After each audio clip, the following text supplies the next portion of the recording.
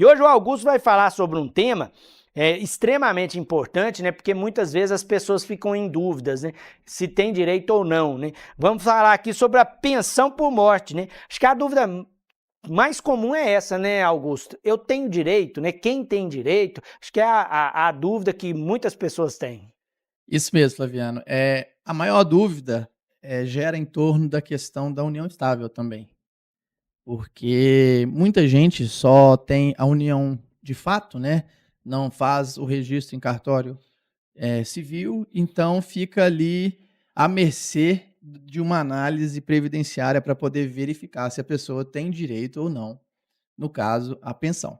Mas, em regra, pensão por morte é o segurado falecido que deixa para cônjuge ou herdeiros. Então, os filhos, menor de idade, filho independente da idade, se tiver alguma doença grave mental ou incapacidade, e companheiro e companheira que eventualmente participa ali da vida da pessoa na união estável, sem o casamento civil. Tem direito sim, mas a parte da união estável precisa ser analisado outras questões que não gera presunção. Eu ia, inclusive, te perguntar justamente isso. Todo viúvo e toda viúva tem direito? Pois é. A princípio, se o segurado tiver, se o falecido fosse segurado do INSS e cumprir pelo menos 18 contribuições, todo viúvo e toda viúva casado no civil tem direito. Agora, quanto tempo que esta pensão vai durar vai depender de alguns fatores. Se tiver 18 anos de contribuição, pode ser analisado. Se tiver menos de 18 anos de contribuição, o falecido, nessa situação, Flaviano, a pensão vai durar só 4 meses. Então, assim, em tese, se a pessoa que faleceu tem direito, faleceu, tem a contribuição e é segurado do INSS, a viúva ou o viúvo, a princípio ali, vai ter direito, desde que, se o segurado que faleceu cumprir alguns requisitos, que são as 18 contribuições. Essa foi a mudança mais significativa na reforma de 2019, né? Porque ela diretamente alterou alguns critérios e algumas medidas relacionadas à pensão por morte, né? Isso, deu uma restringida, né? E, ao mesmo tempo, também gera ali uma facilidade na análise também, porque com as regras, por mais que restrinja um pouco, mais estabelecidas, fica mais fácil, até a pessoa que não tem conhecimento, poder analisar ali por cima para ver se vai ter um direito ou não. Ela deixou de ser vitalícia, né? Foi a principal mudança, né? A reforma afetou a questão do valor também, que é pago pela Previdência, Augusto? Não. Em regra, não. Mas a questão de ser vitalícia, ela é vitalícia ainda em alguns casos. Tá? No caso, por exemplo, um pai que falece e ele tem um filho com algum problema mental, aí esse filho vai receber aí a pensão. É como se ela entrasse para substituir, dependendo da pessoa, com contribuição ou não, algum tipo de benefício que ela eventualmente teria o direito de receber.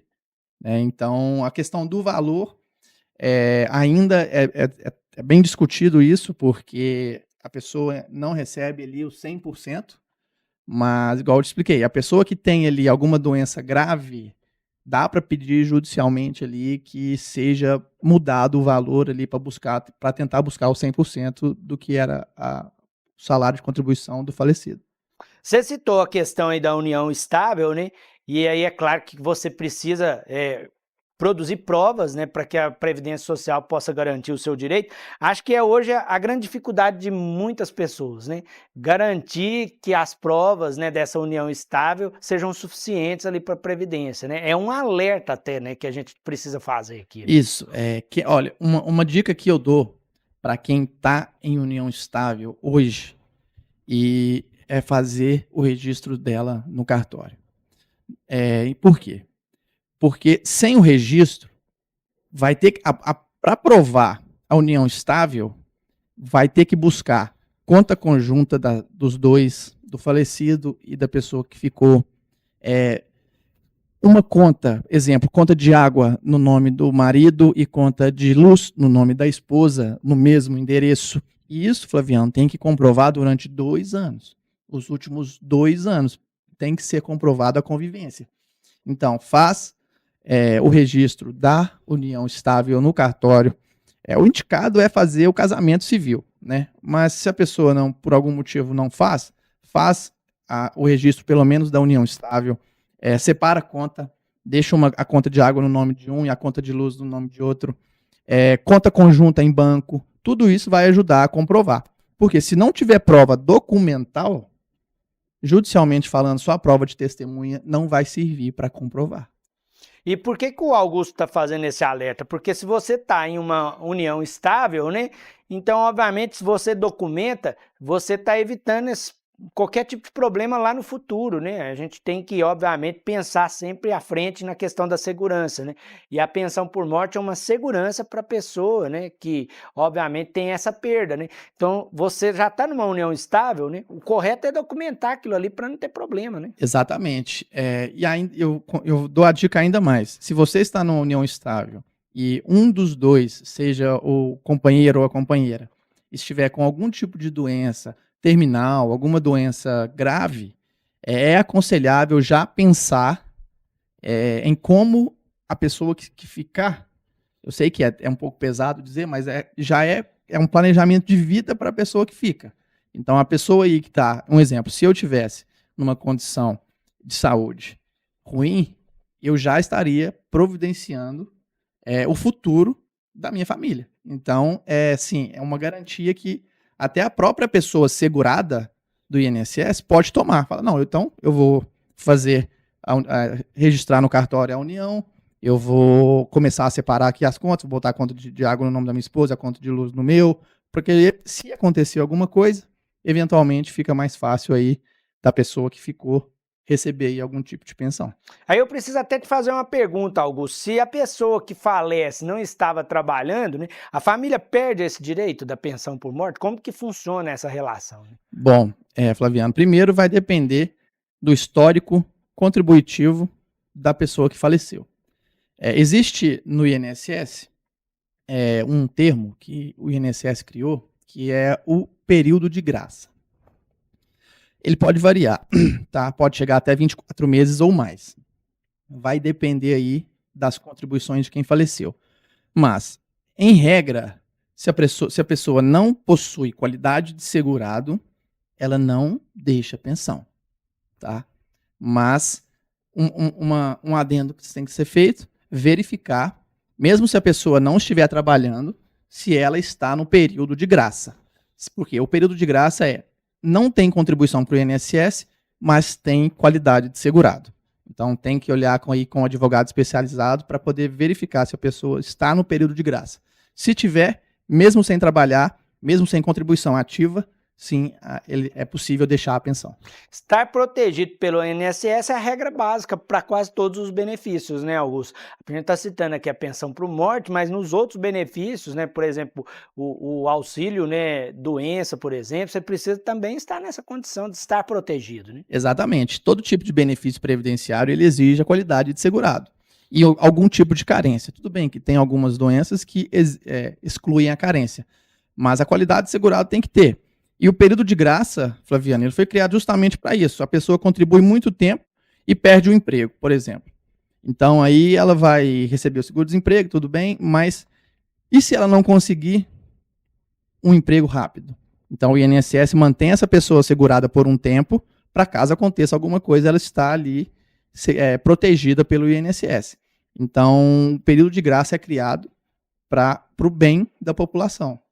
Então tem que usar, tem que procurar saber se está.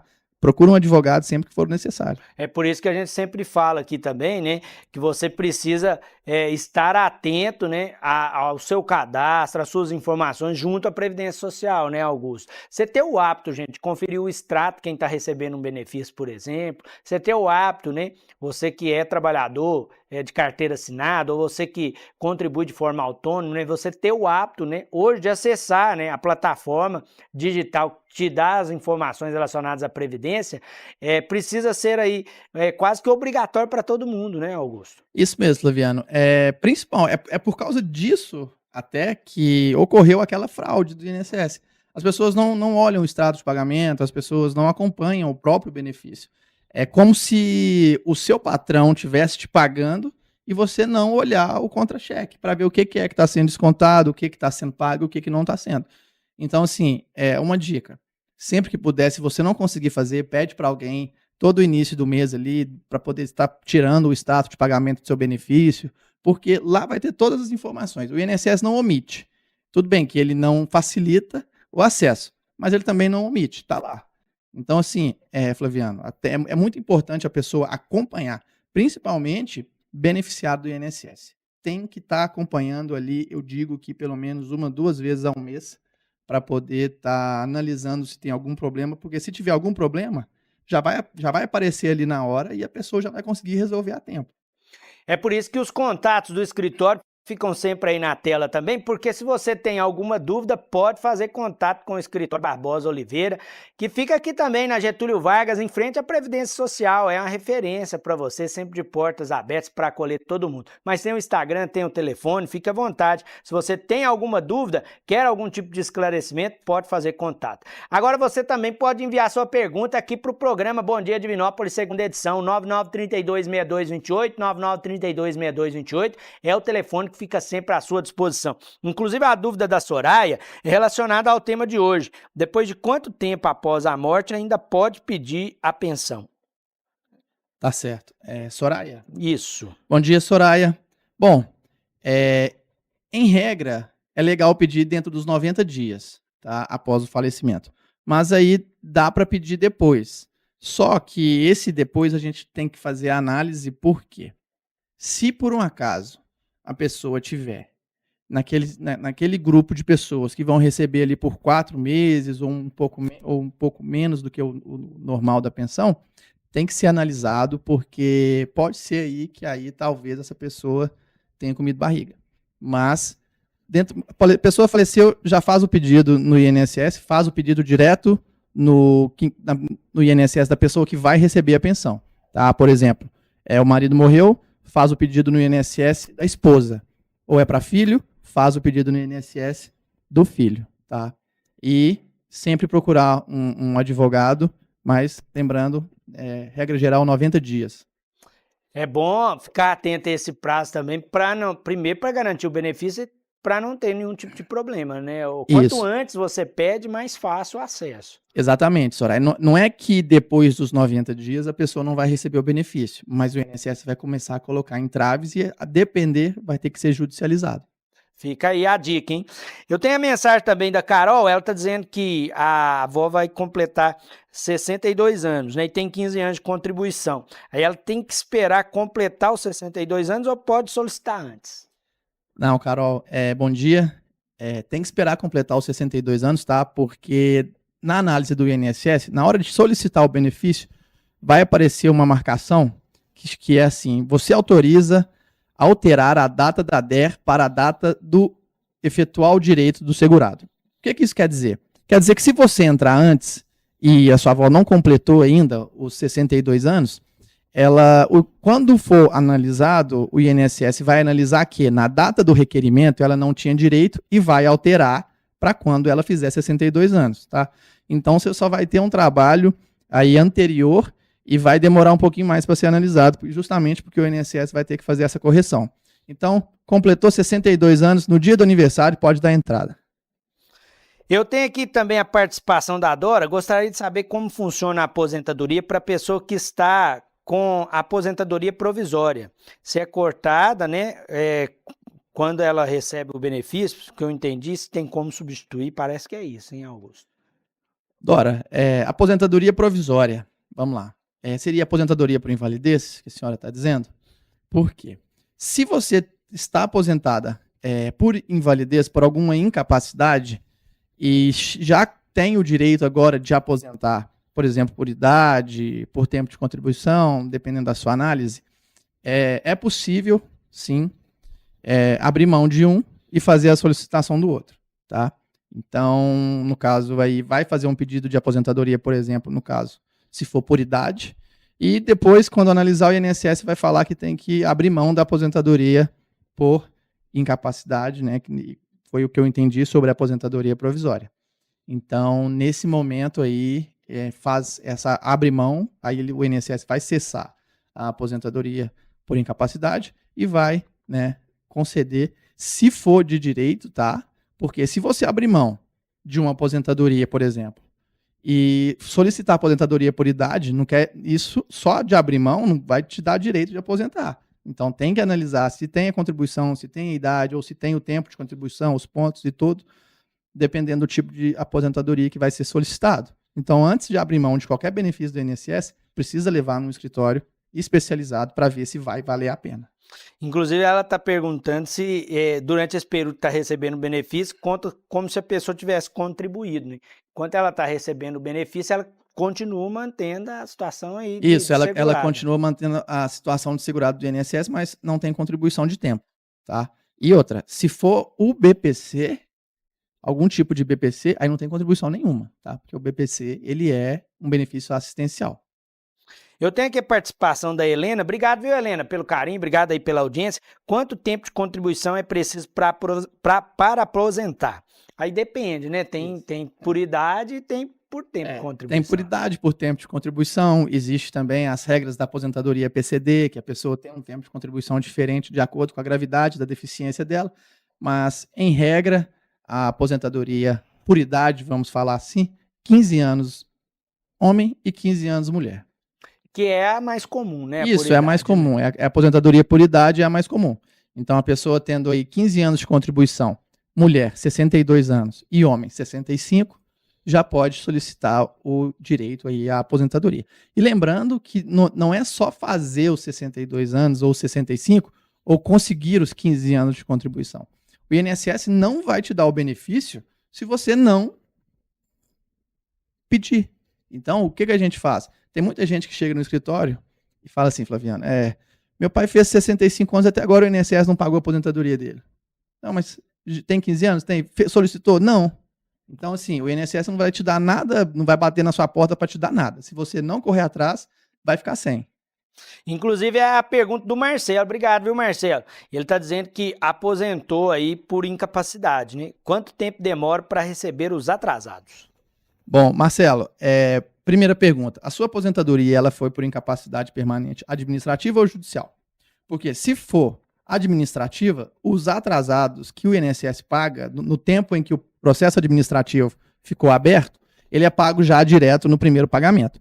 Agora, se for judicial, o INSS vai pagar da decisão do juiz administrativamente. Ou seja, o juiz vai dizer o seguinte, a partir de agora a pessoa está aposentada. Então, o INSS vai estabelecer como a data do início do pagamento aquela data ali. Vamos supor que foi no dia 20 de janeiro. Então, do dia 20 de janeiro para frente, é pagamento do INSS. E ele paga do dia 20 de janeiro para frente na implantação do benefício. Ou seja, a sentença saiu dia 20, passou aí 4 meses e foi implantado. O INSS vai pagar do dia 20, mas até a data da implantação, de uma vez no banco administrativo. Agora, o que ficou para trás por um processo judicial, ele demora aí de 2 a 3 meses depois da sentença para ser pago, porque ele é pago diante de RPV, que é uma requisição de pequeno valor que a justiça emite para o banco. Então isso aí demora um pouquinho mais, porque não é pago pelo INSS diretamente, é pago pela justiça. Inclusive ele complementou que é judicial. Então, nesse caso aí, Marcelo, o seu caso, os RPVs dos atrasados, se a sentença for hoje, acredito que vai sair lá pela segunda quinzena de abril, por exemplo, ou de abril ou maio. Então, leva um tempinho ainda, porque qual que é o processo? Assim que sai a sentença, o juiz intima o INSS e intima a área do INSS para implantar. O INSS ou recorre, ou fala, beleza, vou implantar. A partir desse momento, o INSS é intimado para apresentar os cálculos dos atrasados. E na justiça, o INSS está juntando um documento que está pedindo um prazo dilatado, porque está com muito processo e com pouco servidor. Então, tem processo nosso que está aguardando o cálculo do INSS há 3 meses. E agora nós vamos fazer o contrário. né, lá no escritório, inclusive, a gente usa isso. Passou os 3 meses, que são os 90 dias que o juiz geralmente dá, então ali a gente faz a execução invertida. Aí nós apresentamos o cálculo e fala, intima o INSS para ele analisar o cálculo que a gente fez. Se ele concordar, aí o juiz manda para o Tribunal de Justiça, o tribunal emite o RPV vai para o banco analisa e depois libera o pagamento. Então, Marcelo, esse caso aí seu, se a sentença for recente, vai receber aí para abril e maio. Já ganhou, Marcelo? Calma. É paciência que vai dar certo, né? Obrigado, viu, Augusto, pela presença. Eu que agradeço, Flaviano. Obrigado a todos que nos assistiu. Mais uma vez eu digo que se você não mandou pergunta, segunda-feira estaremos aqui de novo. Pode perguntar. Nós estamos aqui para te ajudar e te auxiliar, porque o INSS está contra você e nós estamos a seu favor.